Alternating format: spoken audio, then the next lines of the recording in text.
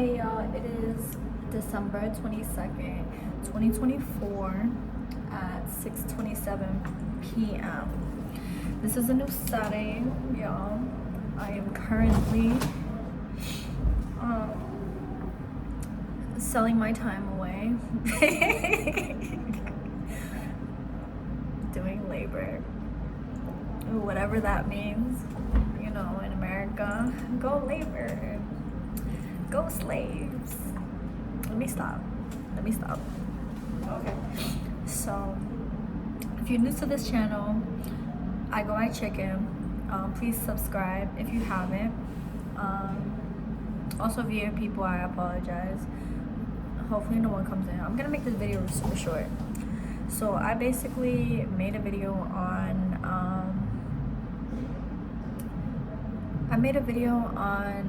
my career, and I clearly am in a different setting because I'm not in scrubs right now, you see. I'm just taking a step back right now just to mentally like see if I actually want to be in the healthcare field.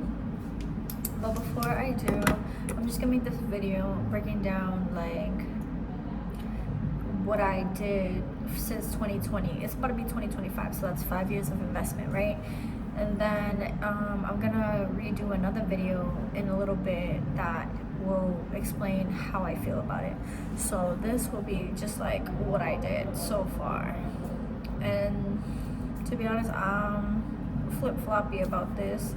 And I feel like my video that I wanted to post about my career path did not upload because I don't know why it didn't upload. I really was about to say like I'm done with this chapter, I'm closing it, but I feel like it didn't allow me to do that. So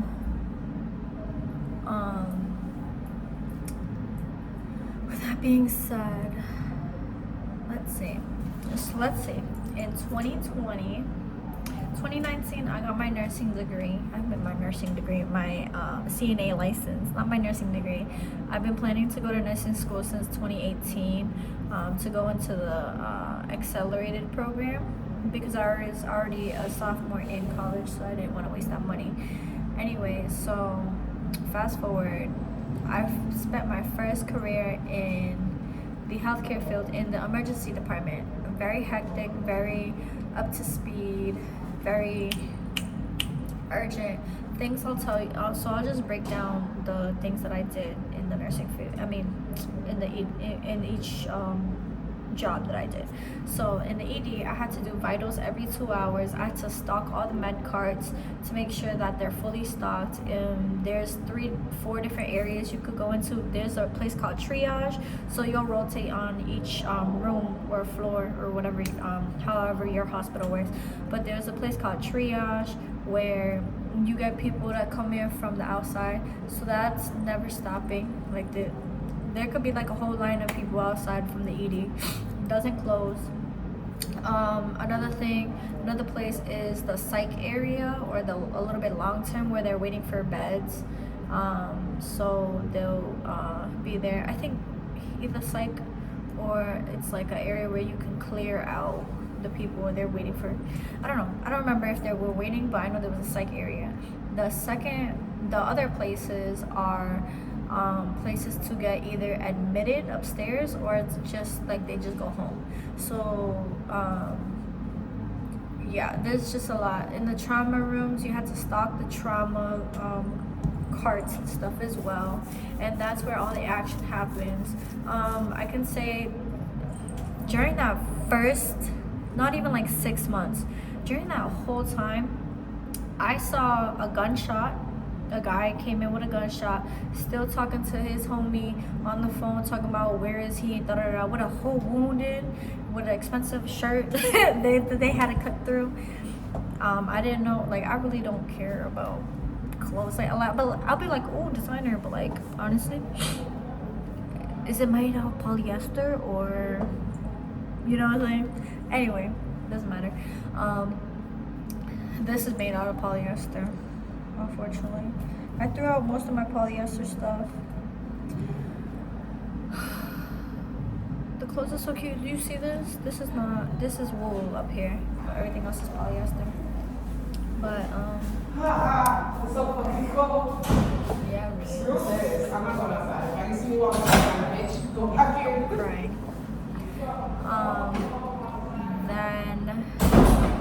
So that was a cool one. Anyways, I had went into, yeah, I didn't like that because it was very like, the environment was very like toxic. I'm just gonna be honest, it's very toxic. People, yes, they made a lot of money. There's a lot of travel nurses and stuff, which is pretty cool. The doctors are on site. You have the, what do you call the people, respiratory was there. So they have like a charge, like I think all places have charge nurses. Yeah, that's what I could remember. I don't remember a lot. There's another type of nurse that's there, but I forgot what they were called. Anyway, so my experience was very intense. I also saw a lady come in from the into the ED through ambulance, via ambulance, because she was pregnant. So there was a baby about to pop out. And then right when I got off orientation, there was somebody that we had to resuscitate. So it was my first time doing CPR. I think he was like 300 to 400 pounds. And I thought, like, literally that day I couldn't even function because we were all doing compressions on him. And he ended up not making it. And my heart broke. I started crying. I got weak. I couldn't even process because like it was my first time ever working there.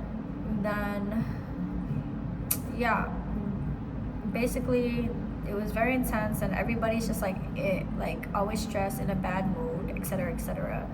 Then another thing happened where this it's just like, it's like high school, like the whole field. I feel like because everyone that graduated college or everyone that didn't graduate college is in a career, like it's all high school. It just feels like high school. And I'm only saying this in the healthcare field because that's all I've been in. I have not been in the business field. I have not been in any other fields as of yet. And I would like to explore those options as I'm still young and my mind is still malleable as ever. And I'm willing to learn new things. The second place I had worked at was in the med surg floor. So I worked inpatient at the same place, same hospital, and I liked that because I got to learn different things. So vitals was every 4 hours. We didn't have to stock anything.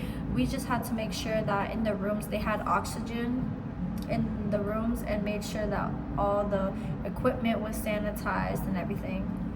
That's basically it. And the bed was made.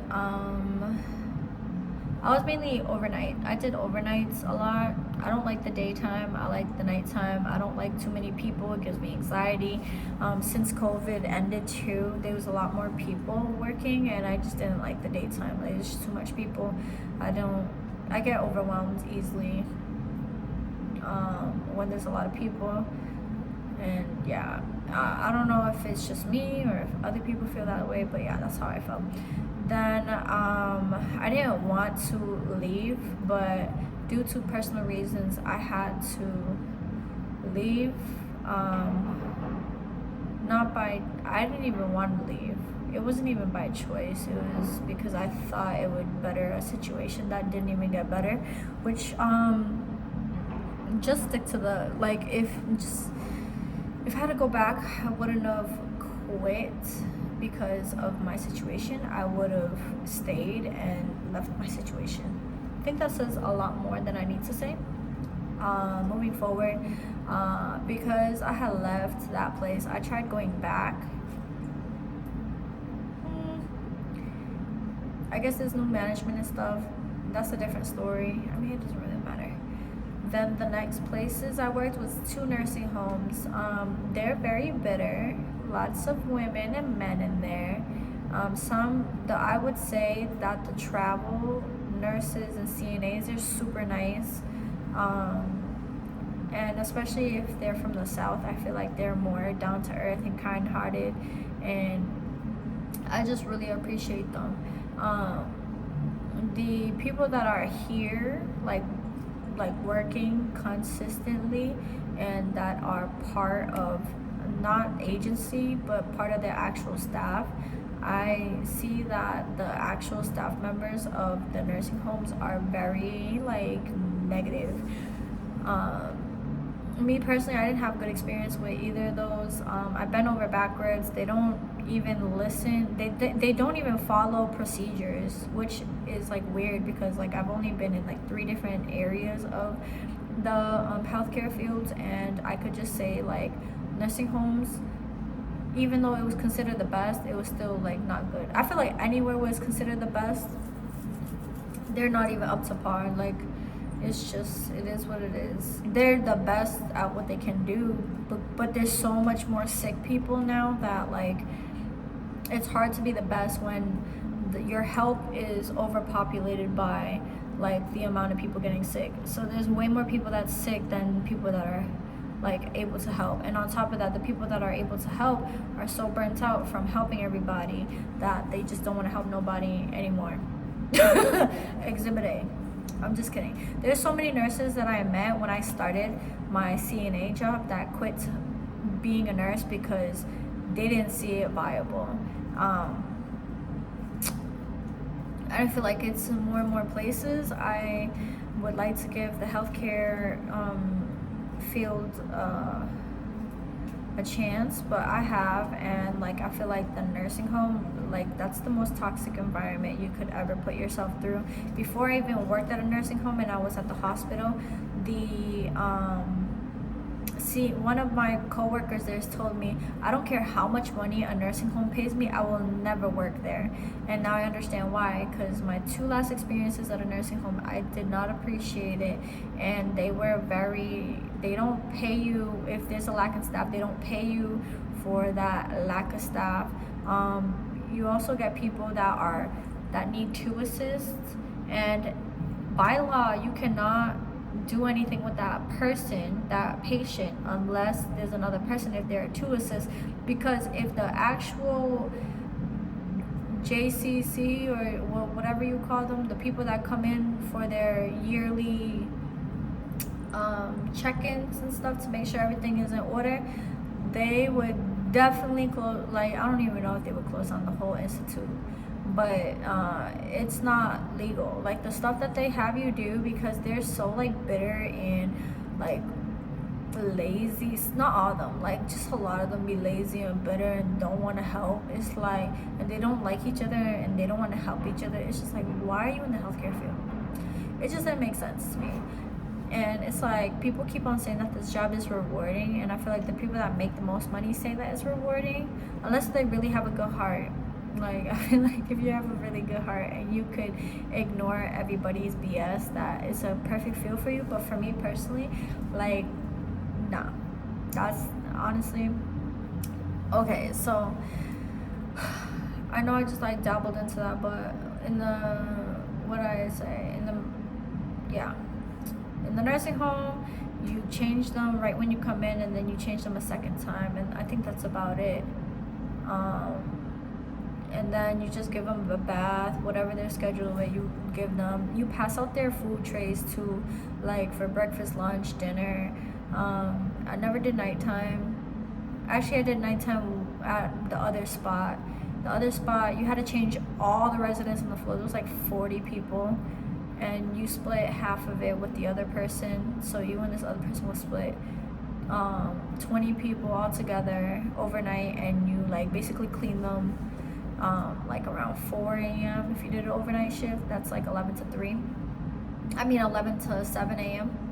And then if you work in the evening shift, when I worked the evenings at the first nursing home, I had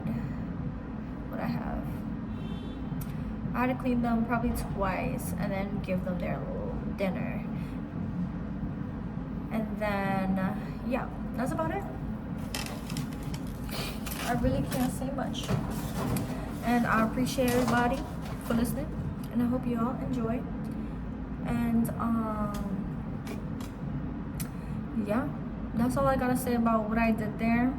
Until the next video. I know I like kind of spoke upon it already, but I'll get more in depth about the like the pros and cons of working at each place, but I feel like you guys already could tell about where my brain is going, where yeah, with everything going on. So after that last thing, now here I am, just career changing right now and figuring out what's best for me, because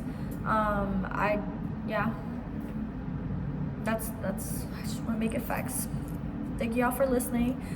If you guys have gone through the healthcare field, let me know how that goes, or whatever like situation or career path you had went down where you had like not so great experiences that can also help another person looking into that field. Like, that'll be super amazing if you can just drop it down below. Thank you everybody who came and stayed and watched. Happy holidays. It is again the 22nd of December. Christmas is in 3 days. I hope everyone stays warm and, you know, take it one day at a time. One day at a time. Peace out.